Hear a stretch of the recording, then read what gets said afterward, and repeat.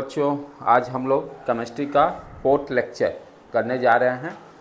सारे lectures previous जितने भी लेक्चर्स होंगे स्टूडेंट मेरे ऑलमोस्ट सारे देख चुके होंगे, क्योंकि जब तक आप प्रीवियस लेक्चर नहीं दिखेगा आगे समझना बहुत ही मुश्किल है। राइट, आज 4th lecture that is very very important for class 10th और मोस्टली क्वेश्चंस यहाँ से आएंगे। इसको श्योर शॉट इसको कोई नहीं रोक सकता है। और 12th में भी इसकी बहुत ही इंपॉर्टेंस रहेगी, जहाँ पर हम लोग इलेक्ट्रोकेमिस्ट्री की बातें करेंगे, वहाँ भी रिएक्टिविटी सीरीज की डिस्कशन करेंगे। तो आज से यहाँ से 2 नंबर का क्वेश्चन अभी जो आज के लेक्चर्स में 2 मार्क्स आपका फिक्स है। That is very important. Right, new viewers जो हैं यूट्यूब पे चैनल पे मेरे, वो क्या करेंगे, इस नए क्लास को अच्छी तरह से स्टडी करने के लिए ये strong foundation academy YouTube channel को सब्सक्राइब और लाइक करते रहिए। और हमेशा इसी तरह से आप लोग जिस तरह से सपोर्ट कर रहे हैं, आप एवरी डे इस तरह से सपोर्ट करते रहिए। अपना चैनल बहुत तेज़ी से आगे बढ़ रहा है। सबसे मेन मकसद है चैनल का बढ़ना से मेरा मतलब नहीं है, बच्चे के स्टडी पॉइंट ऑफ व्यू से है। That is very important. मैं देख रहा हूँ जो मेरे ऑफ मोड में जो मेरे बच्चे हैं, बहुत ही इसका इम्प्रूवमेंट है, क्योंकि क्लास जो हो रहा है एक बार सुनकर फिर घर पे जाके वो दोबारा सुनते हैं, फिर नोट्स तैयार करते हैं। मेरा अनुमान है कि कोई भी बच्चा जो भी क्लास में पढ़ते हैं, any one can sitting as a student sit करते हैं। 30% से ज़्यादा किसी को समझ में नहीं आती है। तो बेस्ट वे टू 30 को वो आगे बढ़ाने का उपाय क्या है, सेम लेक्चर्स को आप क्लास में जाकर घर पे जाकर उसको सुनिए, लिखिए, फिर देखिए, तब वो 70% तक आप पहुंच पाइएगा। तो now you start the today lecture reactivity series of the metal. ये क्या चीज़ है, आप फर्स्ट टाइम इसको अंडरस्टैंड कर रहे हैं, पहले आपने नहीं पढ़ा है, तो इसको ध्यान से समझने की कोशिश कीजिए। किसकी बात कर रहे हैं रिएक्टिविटी सीरीज में, मेटल की बात कर रहे हैं हम लोग। राइट, ये इसका इंपॉर्टेंस क्या है इसको भी अंडरस्टैंड करेंगे। ये आपका सीक्वेंस दिया हुआ है, ये सारे के सारे क्या हैं, मेटल्स हैं। Potassium, sodium, calcium, magnesium, aluminium, zinc, iron, lead, hydrogen. Hydrogen को स्टैंडर्ड माना गया है, जिसका कि आपका रिएक्टिविटी सीरीज में इसका वैल्यू 0 होता है। Copper, mercury, silver. राइट, तो यहाँ पर रिएक्टिविटी सीरीज क्यों पढ़ रहे हैं, इसका पर्पस क्या है कि जो भी हम रिएक्शन जो करते हैं, केमिकल रिएक्शन जो भी पढ़ेंगे, इस सीरीज से मुझे मालूम चलता है कि वो रिएक्शन कितना फास्ट है। जो टॉप पे आप दिखाई दे रहे हैं, सबसे ज़्यादा रिएक्टिविटी जिसकी सबसे ज़्यादा है, टॉप से नीचे जाती रिएक्टिविटी सीरीज डिक्रीज कर रहा है। इट मीन्स जो टॉप पे है वो रिएक्शन बहुत फास्ट होगा। पोटासियम, सोडियम, ये कैल्शियम जो टॉप पे दिखाई दे रहे हैं, वो किसी भी रिएक्शन को बहुत तेज़ी से फास्ट रिएक्शन करेंगे। जैसे जैसे नीचे जाते जा रहे हैं, रिएक्शन का स्पीड आपका डिक्रीज करता है, जो कि हम लोग केमिकल काइनेटिक्स 12th में पढ़ेंगे। केमिकल काइनेटिक्स में हम लोग बेसिक यही देखते हैं कि रेट क्या है, स्पीड क्या है केमिकल रिएक्शन का, वो कैसे डिसाइड होता है, इसी रिएक्टिविटी सीरीज से डिसाइड होता है।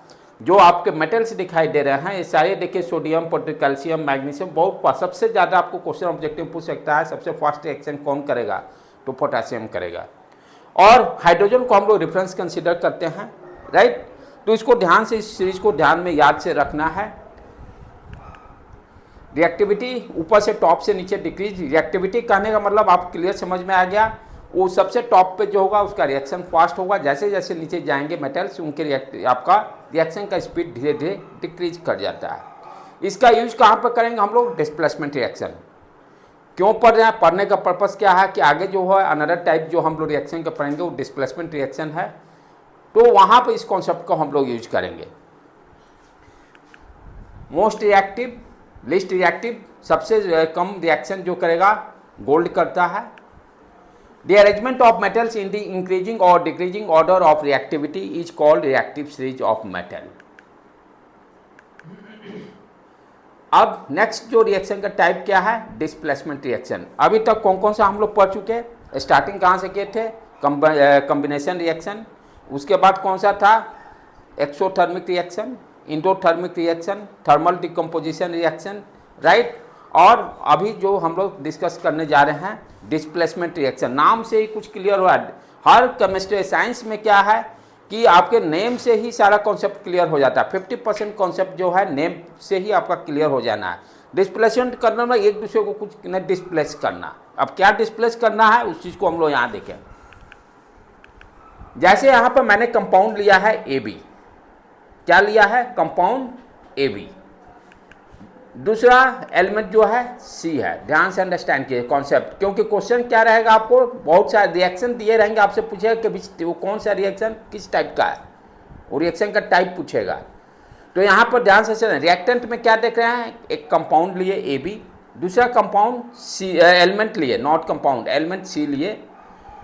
अब ये क्या कर रहा है कि ध्यान से समझिए, यहाँ पर C क्या कर रहा है, A को डिस्प्लेस कर रहा है। एंड ट्राई टू अंडरस्टैंड, जो ऑफ मोड में मेरे बच्चे बैठे हैं, नेट बेटा फिर एक बार पिछड़ जाओगे, कभी नहीं समझ पाओगे, क्लियर मैं बता दिया। यहाँ पे क्या हो रहा है, C जो है, C क्या कर रहा है, A एलिमेंट जो है AB कंपाउंड में A एलिमेंट को डिस्प्लेस कर रहा है, वहाँ से हटा रहा है। डिस्प्लेस करने मतलब वहाँ से हटा रहा है। तो डिस्प्लेस करने के लिए बेसिक एज ए लेमैन बात करें, क्या है, किसी चीज़ को एक जगह से हटाने का मतलब C ज़्यादा फोर्स लगाएगा तभी A हटेगा। जैसे दो कोई फ्रेंड A और B यहाँ पे खड़े हैं, एक को हटाना है तो आपको फोर्स ज़्यादा लगाना पड़ेगा, उससे ज़्यादा ताकत होगी तभी तो आप उसको हटा पाओगे, डिस्प्लेस कर पाओगे। तो डेफिनेटली क्या होगा, C का जो है रिएक्टिविटी ज़्यादा होगा A से, तभी वो डिस्प्लेस कर पाएगा, अदरवाइज नहीं कर सकता है। तो डिस्प्लेसमेंट रिएक्शन होने के लिए कंडीशन क्या हम देख रहे हैं, जो डिस्प्लेस कर रहा है उसकी रिएक्टिविटी, जो अभी रिएक्टिविटी सीरीज हम लोग पढ़े हैं वहीं से हम लोग देखेंगे, C की रिएक्टिविटी A से ज़्यादा होगा तब वो डिस्प्लेस करेगा, अदरवाइज वो नहीं कर सकता है। तो कंडीशन यहाँ पर हो गया, C की रिएक्टिविटी क्या होगा, A से ज़्यादा हुआ तभी A को वहाँ से AB से हटाकर उस जगह पर अपने आप चला गया, BC कंपाउंड बना दिया और A को डिस्प्लेस कर दिया। अब चलो आगे देखें, when A more reactive element removes another element. अब ध्यान से देखो, when A more reactive element, यानी C is the more reactive element, सबसे ज़्यादा रिएक्टिव है ये, यदि यानी ये तभी बराबर भी हो सकता है, बराबर और ज़्यादा होना चाहिए, बराबर या ज़्यादा होना चाहिए। C की रिएक्टिविटी A के इक्वल या उससे ज़्यादा होगा तभी वो डिस्प्लेस करेगा। When a more reactive element removes another element having less reactivity from its compound, यानी इससे इसकी कम रिएक्टिविटी होगी तभी वो डिस्प्लेस कर पाएगा। These reaction are termed as displacement reaction। और एग्जाम्पल देखेंगे जहाँ से क्लियर होगा, जो कि क्वेश्चन पूछेगा भी। अब यहाँ देखिए एक्टिविटी, ध्यान से इसको अंडरस्टैंड कीजिए बेटे। यहाँ पर क्या दिखाई दे रहा है, सैंड पेपर लिए हैं, क्यों लिए हैं, क्लियर डायग्राम से क्लियर आ रहा है। आयरन नेल को साफ करने के लिए, क्योंकि उसमें रस्टिंग लग जाता है।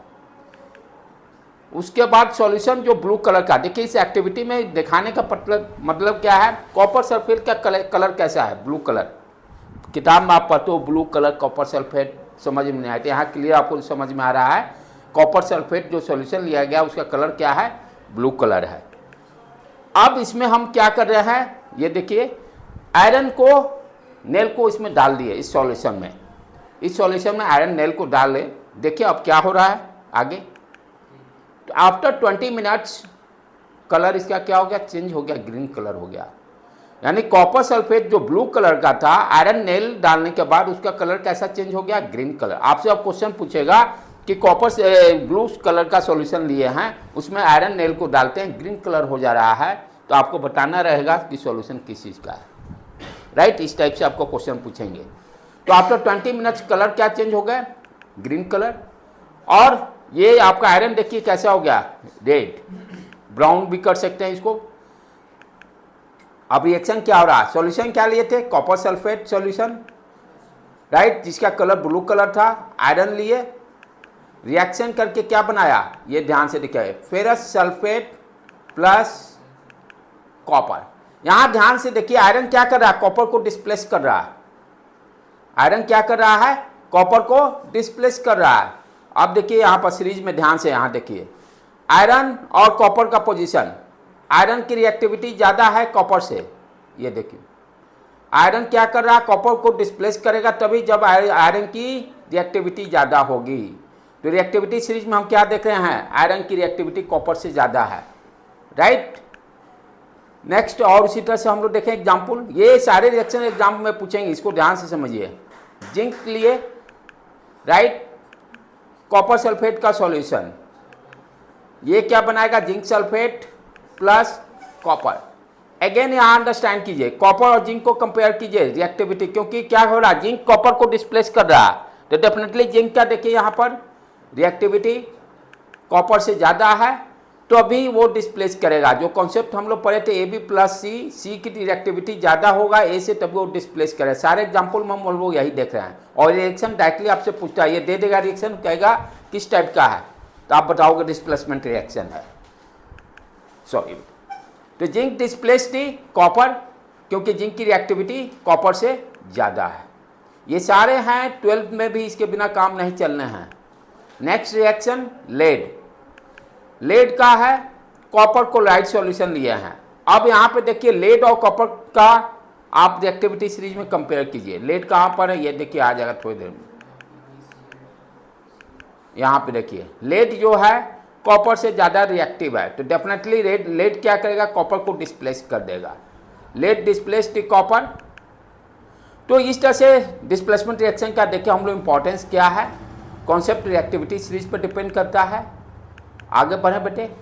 उसी तरह से अब डबल डिस्प्लेसमेंट रिएक्शन, अभी क्या देख रहे थे, एक ही एलिमेंट डिस्प्लेस कर रहा था, अब दोनों डिस्प्लेस करेंगे, लेकिन वो नेचर कैसा हुआ कंपाउंड का, आयन के फॉर्म में रहेंगे। That is basic difference. Double displacement और डिस्प्लेसमेंट रिएक्शन में क्या डिफरेंस होगा, जो कंपाउंड के जगह पे यहाँ पर वो आयन रहेंगे, दोनों रिएक्टेंट क्या होंगे, किस फॉर्म में रहेंगे, आयन के फॉर्म में रहेंगे डबल डिस्प्लेसमेंट में। ध्यान से देखिए यहाँ पर क्या है, जो पहले ए बी कंपाउंड लेते थे, राइट, यहाँ पर ये क्या रहेंगे, ये आयन के फॉर्म में रहेंगे, एक पॉजिटिव और एक नेगेटिव रहेगा। दूसरा रिएक्टेंट भी उसी तरह से लेंगे, एक पॉजिटिव और नेगेटिव। तो डबल डिस्प्लेसमेंट जहाँ भी होगा ये ध्यान देने की जरूरत है, जो भी रिएक्टेंट होंगे वो आयन के फॉर्म में रहेंगे, राइट। जब तक आयन के फॉर्म में नहीं रहेगा तब तक डबल डिस्प्लेसमेंट नहीं हो सकता है। अब यहाँ पर क्या होगा, ध्यान से देखिए, यदि ये देखो ध्यान से, A plus B minus C plus D minus, B displace होगा तो ये प्लस है तो डी वाला आएगा, क्योंकि न्यूट्रल है, कंपाउंड क्या है, न्यूट्रल है। यदि यहाँ से निगेटिव हट रहा है तो इसमें से पॉजिटिव वाला यहाँ पर आएगा, राइट। इसमें से निगेटिव हट रहा है तो इसका पॉजिटिव यहाँ आएगा, यही ध्यान देना है। तो जैसे इस रिएक्शन में देखिए अभी हम लोग यहाँ पर ध्यान से देखो क्या कर रहा है, डी आपको बी को डिस्प्लेस कर रहा है। डी क्या कर रहा है, डी की रिएक्टिविटी ज़्यादा होगा बी से, तब वो डिस्प्लेस कर पाएगा। तो बी को हटाकर डी वहाँ पे जा रहा है और ए प्लस डी माइनस कंपाउंड बना, और दूसरा उसी तरह से बी आकर अटैच हो जाएगा सी प्लस बी माइनस। तो यहाँ पे यही ध्यान देना है, डबल डिस्प्लेसमेंट में दोनों जो रिएक्टेंट होंगे आयन के फॉर्म में रहेंगे। लॉजिक सेम, कौन किसको डिस्प्लेस करेगा, जो ज़्यादा रिएक्टिव रहेगा यानी ज़्यादा पावरफुल रहेगा वही दूसरे को डिस्प्लेस कर सकता है। ये कहाँ से मालूम चलेगा, रिएक्टिविटी सीरीज से। The reaction where the precipitate is form by exchanging, यहाँ पर प्रेसिपिटेट बनता है, right, is form by exchanging of ions between the reactants are the example of double displacement reaction. यहाँ से भी क्वेश्चन 100% आने हैं बेटे, एग्जाम्पल्स जो मैं अब दूंगा। During the double displacement reaction, an insoluble substance is form is known as precipitate। जो सॉल्यूशन में insoluble रहेगा उसी को precipitate बोलते हैं। जैसे होता है ना पानी और सैंड, दोनों को मिलाए नीचे में देखिए सैंड जमा हो जाएगा, precipitate जैसा काम करेगा। insoluble है, precipitate उसी को बोलते हैं जो सॉल्यूशन में insoluble होता है। ये भी कॉन्सेप्ट क्लियर होना जरूरी है, precipitate किसको बोलते हैं। जो सॉल्यूशन में डायग्राम में भी आप क्लियर देख रहे हैं, यहाँ पर वो insoluble हो, नीचे जाकर वो धीरे धीरे जमते जाएगा, उसी को प्रेसिपिटेट करते हैं। Any reaction that produce a precipitate can be called precipitation reaction बोलते हैं, ठीक है, इट्स ओके। आगे चलो अब एक्टिविटी देखें हम लोग कुछ। Reaction between barium chloride and sodium sulphate, जितने भी रिएक्शन कराए जा रहे हैं टोटल का टोटल 100% एनसीईआरटी है, एक भी इधर का उधर नहीं, सारा एनसीईआरटी को फॉलो अप किया गया है। तो अब रिएक्शन हम किसके बारे में देख रहे हैं, बेरियम क्लोराइड और सोडियम सल्फेट, दोनों देखिए आयरन फॉर्म में, एक मेटल होगा तो एक नॉन मेटल होगा। आयन कहने का मतलब क्या होगा, वो कंपाउंड एक मेटल होगा एक नॉन मेटल होगा, तभी आयनिक बॉन्ड का फॉर्मेशन होता है। तो बेरियम क्लोराइड भी आपका क्या है, बेरियम आपका पॉजिटिव, क्लोरीन बेरियम मेटल, और क्लोरीन क्या है, क्लोराइड जो है नॉन मेटल, सोडियम को फिर देखिए आपका मेटल, सल्फेट आयन हो गए।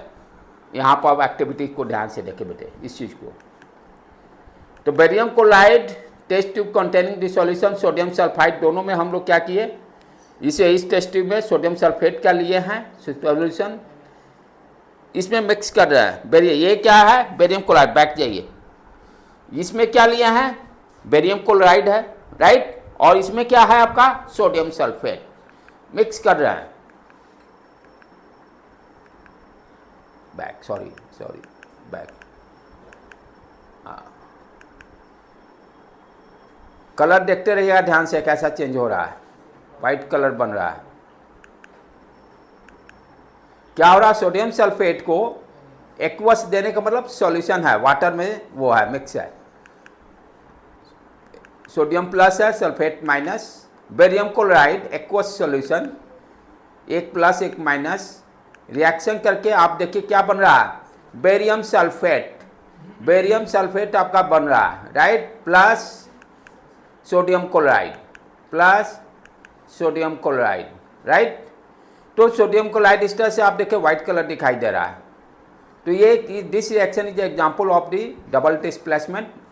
यहाँ पर आप क्या देख रहे हैं, सल्फेट आयन हट के क्लोरीन आ गया, और यहाँ पर बेरियम में भी आप ध्यान से देखिए क्लोरीन हट के सल्फेट आ गया, दोनों इसलिए दो डिस्प्लेसमेंट हो रहे हैं, दो आयंस का डिस्प्लेसमेंट हो रहा है, इसीलिए इसको क्या बोला गया है। इसमें इंपॉर्टेंट पॉइंट क्या है, इस चीज को ध्यान देना, that is important point. Barium sulphate जो बन रहा है इस सॉल्यूशन में, इसका कलर कैसा है, व्हाइट पीपीटी। इसको कहीं कहीं आपको एरो डाउनवर्ड एरो से भी शो करता है, इसका मतलब वो जमा हो रहा है, प्रेसिपिटेट की बात कर रहा है, राइट। तो इसी से आपको आइडेंटिफाई करना होगा कि सोडियम सल्फेट और बेरियम क्लोराइड जब रिएक्ट करके डबल डिस्प्लेसमेंट करेगा तो बेरियम सल्फेट का क्या है, व्हाइट पीपीटी बन रहा है, जो डायग्राम में भी क्लियर है। इक्वेशन को बैलेंस कर दीजिएगा। Next equation is also important, barium sulphide plus zinc sulphate that gives barium sulphate. यहाँ भी देखिए बेरियम सल्फेट व्हाइट पीपीटी बन रहा है। ये यही सब पॉइंट को रिमार्क देखिए, डाउनवर्ड एरो शो करने मतलब पीपीटी बन रहा है, इसका एटीप्रेसिपिटेट बन रहा है, plus zinc sulphide. Next equation, सारे equation reaction chemical reaction important है। कॉपर क्लोराइड सब डबल डिस्प्लेसमेंट रिएक्शन है का एग्जांपल है। Potassium iodide that gives copper iodide. ये देखिए कलर कैसा है, ब्राउन। यही सब आपको मार्क करके दिमाग में सेट करना है कि आपको दे देगा ब्राउन पीपीटी बन रहा है, कॉपर क्लोराइड का सॉल्यूशन है, राइट। पोटेशियम आयोडाइड मिलाया गया है, ब्राउन पीपीटी। इसके बारे में ये पूछे कौन सा, यहाँ एक्स दे देगा, एक्स क्या होगा, राइट। तो इस तरह से आपके रिएक्शन से रहेंगे। ये भी डाउनवर्ड एरो शो किया है, पोटेशियम क्लोराइड। ये सारे रिएक्शन बहुत ही इंपॉर्टेंट है एग्जामिनेशन पॉइंट ऑफ व्यू से। इक्वेशन को बैलेंस कर दीजिएगा। तो precipitate is symbolise and arrow pointing downward. जहाँ भी केमिकल रिएक्शन में एरो डाउनवर्ड शो करने मतलब कि आपका प्रेसिपिटेट वहाँ पर बन रहा है। इस सिंबल्स का इंडिकेशन का मतलब यही है बेटे। अब that is also very very important. ये भी 11th-12th में बहुत पढ़ना है, इसके बिना केमिस्ट्री नहीं है। ऑक्सीडेशन रिएक्शन अभी तो है ही आपके लिए फर्स्ट टाइम, और 11th-12th में तो भर के पढ़ना है। ऑक्सीडेशन रिडक्शन नहीं समझेगा तो कुछ नहीं समझ में आना है। What is the oxidation reaction, क्या होता है, बेसिक कॉन्सेप्ट अभी पढ़ेंगे। 12th में थोड़ा एडवांस में जाकर पढ़ेंगे। What is the oxidation, what is the reduction reaction. इसको आप देखिए बेटे क्या चीज़ें हैं, इसको आप ध्यान से अभी समझ लीजिए कि बाद में आपको मुश्किल नहीं हो। First you understand the what is the oxidation reaction. यहाँ पे एक्टिविटी को आप ध्यान से देखिए क्या हो रहा है। क्या लिया गया है, कॉपर का पाउडर। पहले भी आप इसको देखे हैं, ब्राउन कलर का रहता है, ठीक है। इसको हिट करेंगे, हिट किए, ये हम लोग आपको ये इंडोथर्मिक रिएक्शन में देखे थे। हिट दिया जा रहा है कॉपर आयोडाइड को, कॉपर ऑक्साइड को। देखिए थोड़ा सा बैक जाइए, पहले क्या था, कॉपर कैसा कलर है, ब्राउन। हिट करने के बाद देखिए कैसा कलर हो जाएगा, ब्लैक। ये रिएक्शन ऑलरेडी आप इंडोथर्मिक रिएक्शन में पढ़े हैं। कॉपर आयोडाइड ऑक्साइड बनाया, ब्लैक कलर। यही कलर ये सब देखना बहुत, that is very important. Reaction क्या हो रहा है ध्यान से समझिए। कॉपर को ऑक्सीजन से रिएक्ट कर रहा है और क्या बना, कॉपर ऑक्साइड। अब यहाँ पर ऑक्सीडेशन रिएक्शन को ध्यान से देखिए, समझिए। ये इक्वेशन को पहले बैलेंस कर दीजिए। यहाँ पर क्या देखिए, ध्यान से हम क्या देख रहे हैं, जिस एलिमेंट को, जिस आदमी को ऑक्सीजन से ज़्यादा प्यार है वो आदमी ऑक्सीडेशन, वो क्या करें, ऑक्सीडेशन कर रहा है। जिस आदमी को ऑक्सीजन से ज़्यादा लव है उसको क्या कहेंगे, वो ऑक्सीडेशन कर रहा है, राइट।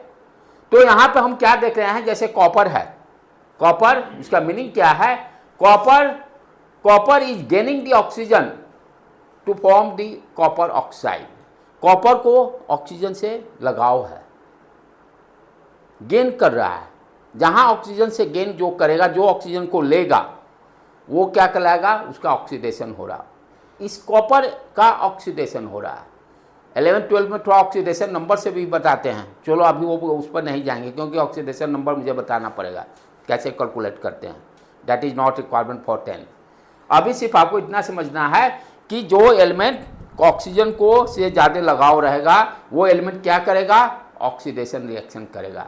जैसे यहाँ कॉपर को ऑक्सीजन से ज़्यादा लगाव है तो गेन किया ऑक्सीजन को, कॉपर ऑक्साइड बनाया। तो हम क्या बोलेंगे, कॉपर का ऑक्सीडेशन हुआ किसमें, कॉपर ऑक्साइड में। कॉपर का ऑक्सीडेशन हुआ कॉपर ऑक्साइड में। बहुत बेसिक कॉन्सेप्ट है, इसको ट्राई टू अंडरस्टैंड। बच्चे समझ नहीं पाते हैं इस चीज़ को। आगे बढ़ें इसी में थोड़ा सा। ये देखो दूसरा एग्जाम्पल, सारे एग्जाम्पल इंपॉर्टेंट है। इथाइल अल्कोहल ऑर्गेनिक कंपाउंड है प्लस सोडियम, ठीक है। यहाँ पर आप ध्यान से देखिए इस रिएक्शन में क्या हो रहा है, sodium ethoxide plus hydrogen gas. यहाँ पे हम क्या देख रहे हैं, इथाइल अल्कोहल से क्या हो रहा है, हाइड्रोजन का जुदाई हो रहा है। इसको लैंग्वेज, कॉमन लैंग्वेज समझिए। जो एलिमेंट में जैसे होता है ना, जिसको ऑक्सीजन से प्यार हो, ऑक्सीडेशन, जिसको जहाँ जो एलिमेंट हाइड्रोजन को यानी ब्रेकअप हो जाए हाइड्रोजन से, वी कैन अंडरस्टैंड। जहाँ हाइड्रोजन का ब्रेकअप होगा दोनों केस में क्या कहलाएगा, ऑक्सीडेशन ही कहलाएगा। ऑक्सीजन से प्यार होना, हाइड्रोजन से ब्रेकअप, वो एलिमेंट क्या कहलाया, आपका ऑक्सीडेशन, उस एलिमेंट का ऑक्सीडेशन हो रहा है। जैसे यहाँ पे इथाइल अल्कोहल से हाइड्रोजन बिछड़ रहा है, ये देखिए यहाँ का हाइड्रोजन को उसको छोड़ना पड़ रहा है, तो इसलिए क्या कहेंगे, इथाइल अल्कोहल का भी ऑक्सीडेशन हो रहा है। तो कॉन्सेप्ट क्या डेवलप हुआ, देखें यहाँ इक्वेशन को पहले बैलेंस कर देंगे हम लोग। Ethyl alcohol has lost the hydrogen, ethyl alcohol hydrogen को छोड़ रहा है। सो या तो ऑक्सीजन को गेन करे या हाइड्रोजन को छोड़े, दोनों केस में क्या होगा, ये देखिए हाइड्रोजन छोड़ के hydrogen. Hence oxidation is the gain of oxygen and loss of hydrogen. Oxidation किसको बोलते हैं, जहाँ पर या तो ऑक्सीजन का गेन हो या हाइड्रोजन का लॉस हो। दोनों केस में वो एलिमेंट को क्या बोलेंगे, उस एलिमेंट का ऑक्सीडेशन हो रहा है, राइट। रिडक्शन जस्ट इसके अपोजिट रहेगा, रिडक्शन जो होगा इसके जस्ट अपोजिट रहेगा। तो सिर्फ ऑक्सीडेशन याद रखिए, रिडक्शन इसका अपोजिट कर दीजिएगा। ऑक्सीडेशन में हमने क्या देखा, जिसको ऑक्सीजन से प्यार है और हाइड्रोजन से जुदाई हो रहा है वो एलिमेंट क्या कहलाएगा, उस एलिमेंट का ऑक्सीडेशन हो रहा है। रिडक्शन इसके जस्ट अपोजिट, जिसको ऑक्सीजन से जुदाई हो रहा है और हाइड्रोजन से प्यार हो रहा है वो रिडक्शन कहलाएगा। यही सेम कॉन्सेप्ट है, बच्चे यही ज़्यादा समझते हैं। कार्बन हो गया, हाइड्रोजन, देखिए हाइड्रोजन से इसको प्यार हो गया, ये मीथेन बना देगा, जो घर में खाना बनाने के लिए यूज में आता है। देखिए कितना प्यार है, सबको कितना हेल्प कर रहा है, ये खाना बन रहा है घर में अच्छी तरह से, हम लोग नहीं तो खाना नहीं बन पाता। तो यहाँ पे क्या देख रहे हैं, रिडक्शन में कार्बन क्या है, हाइड्रोजन को गेन कर रहा है। हाइड्रोजन का गेन जहाँ होगा जस्ट उसके अपोजिट, एक ही चीज़ याद रखिए, दूसरा उसको अपोजिट रखिए। तो कार्बन के यहाँ पे हम क्या बोलेंगे, रिडक्शन। ओजोन, ये भी देखिए ऑक्सीजन, यहाँ पर अब क्या रहा, ऑक्सीजन की जुदाई हो रही है। हाइड्रोजन से प्यार हुआ तो इसमें तो ऑक्सीजन का बिछड़ेगा ना, तो यहाँ पे देखिए O3 से O2 निकल गया बेचारा नाराज होकर, और नहीं बेचा अकेले पड़ गया ये, अब ठीक है। तो नेसेंट ऑक्सीजन, तो ये क्या है, यहाँ पर क्या कहेंगे, ओजोन का रिडक्शन हो गया, कार्बन का रिडक्शन हो गया, अंडरस्टूड। तो इस तरह से ऑक्सीडेशन रिडक्शन को बहुत ही सिंपल वे से वी कैन अंडरस्टैंड, और बहुत ही इंपॉर्टेंट है, बहुत ही इंपॉर्टेंट है। बिना इसके केमिस्ट्री आगे बढ़ेंगे नहीं हम लोग। तो oxygen loss, reduction is the loss of oxygen and gain of hydrogen. Redox reaction, अब दोनों कहानी इसमें होगा। अभी खाली हो रहा था, या तो प्यार होगा या तो जुदाई होगा, दो में से एक ही काम होने हैं। यहाँ दोनों एक साथ हो, वो कैसा होगा खेला, अब समझ लीजिए। एक तरफ से प्यार भाग रहा है, एक तरफ से दूसरा प्यार आ रहा है। पहले वाला केसेज में क्या था, ऑक्सीडेशन रिडक्शन में या तो लव हो गया या तो जुदाई होगा, इसमें एक छोड़ रहा है तो दूसरा आ रहा है, उसको क्या कहेंगे, रेडॉक्स रिएक्शन। इसी को हम लोग रेडॉक्स रिएक्शन बोलते हैं। देखिए अब When the oxidation and reduction take place simultaneously in a given chemical reaction is known as redox reaction। दोनों एक साथ हो, ये मुश्किल से ही मिलता है। आप पहले से सेटिंग रहे तो बात अलग है, ये सेटिंग वाला ही काम हो सकता है, दोनों काम, या ऐसे नहीं हो सकता है। जैसे यहाँ पर देखो कॉपर ऑक्साइड है और हाइड्रोजन है, क्या बनाया, हाइड्रोजन पहले से ही सेट कर लिया, ऑक्सीजन को भगाना है, ठीक है। अब यहाँ पर आप ध्यान से देखिए, कॉपर ऑक्साइड है, कॉपर ऑक्साइड से ऑक्सीजन छूट गया, कॉपर ऑक्साइड से ऑक्सीजन छूट गया। ऑक्सीजन छूटने जुदाई होने का मतलब क्या हो गया, रिडक्शन। जब प्यार होगा ऑक्सीजन से, एक ही याद रखिए, प्यार ऑक्सीजन से हुआ तो ऑक्सीडेशन, हाइड्रोजन छूटेगा तब भी ऑक्सीडेशन, दूसरा के बारे में सोचना ही नहीं है। तो यहाँ देखिए छूटा बेचारा कॉपर, तो इसका रिडक्शन हो गया। ये हाइड्रोजन लपक लिया, तुम छोड़ो ना भाई, हम भी प्यार करने के लिए बैठल हैं, भूखा है अकेला, हमको कोई मिल नहीं रहा। तो ये सेट हाइड्रोजन पहले से सेट कर लिया कॉपर से, हाइड्रोजन क्या किया, पहले से सेटिंग क्या है, तुम भगाओ ऑक्सीजन को, हम है ना तुम्हारे साथ में, तुम देखो दोनों सेटिंग बैठ गया एक साथ। तो यहाँ पर क्या हो रहा है, ऑक्सीडेशन रिडक्शन दोनों, कॉपर ऑक्साइड का क्या हो गया, रिडक्शन, और हाइड्रोजन का ऑक्सीडेशन। तो इसको हम लोग क्या बोलते हैं, रिडक्शन रिएक्शन बोलते हैं, जहां पर दोनों हो रहे हैं ऑक्सीडेशन। ये देखिए डायग्राम से, ऑक्सीजन लॉस्ट, रिडक्शन हो गया, हाइड्रोजन को ऑक्सीजन मिल गया, ऑक्सीजन O2 एडेड, ऑक्सीडेशन हो गया इसका। Copper oxide is changing to copper, copper oxide क्या हो गया, कॉपर में चेंज हो गया। Oxygen is remove from copper oxide, so copper oxide is reduce to copper, इसलिए कॉपर ऑक्साइड का हम बोलते हैं रिडक्शन हुआ है, किसमें, कॉपर में। Hydrogen is changing in H2O, hydrogen क्या हो रहा है, H2O में चेंज हो रहा है, तो oxygen is being added to hydrogen, जहां ऑक्सीजन से लगाव हो जाए तो डेफिनेटली उसका क्या होगा, ऑक्सीडेशन होगा। Hydrogen is being oxidise to water. अब इसमें बहुत ही इंपॉर्टेंट पॉइंट हम लोग डिस्कस करने जा रहे हैं, जहाँ के बच्चे गच्चे खाते हैं। ठीक है, प्यार प्यार तो कीजिए, लेकिन प्यार को समझना भी है, कौन सच्चा प्यार है, कौन धोखेदार है। तो ये समझने के लिए जो समझ लेता वही खिलाड़ी है। अब इसको समझना है आगे। Copper oxide gives the oxidation. अब देखिए खेला, तीसरा एजेंट कैसे आ रहा है, जो होता है ना क्रिमिनल, वो बीच में दलाल सेट रहता है, यार तुम्हारी दोस्ती मैं करा दूंगा। अब यही कहानी यहाँ हम पढ़ने जा रहे हैं। दोनों में बातें नहीं बनी तो एक तीसरा आदमी क्या है, हम तुम्हारा अब सेटिंग कराते हैं, वही खेला अब होगा। उसको अब क्या बोलते हैं, जो सेटिंग कराएगा। Copper oxide gives the oxygen for oxidation. ध्यान से अब समझो, कॉपर ऑक्साइड क्या कर रहा है, ऑक्सीजन दे रहा है।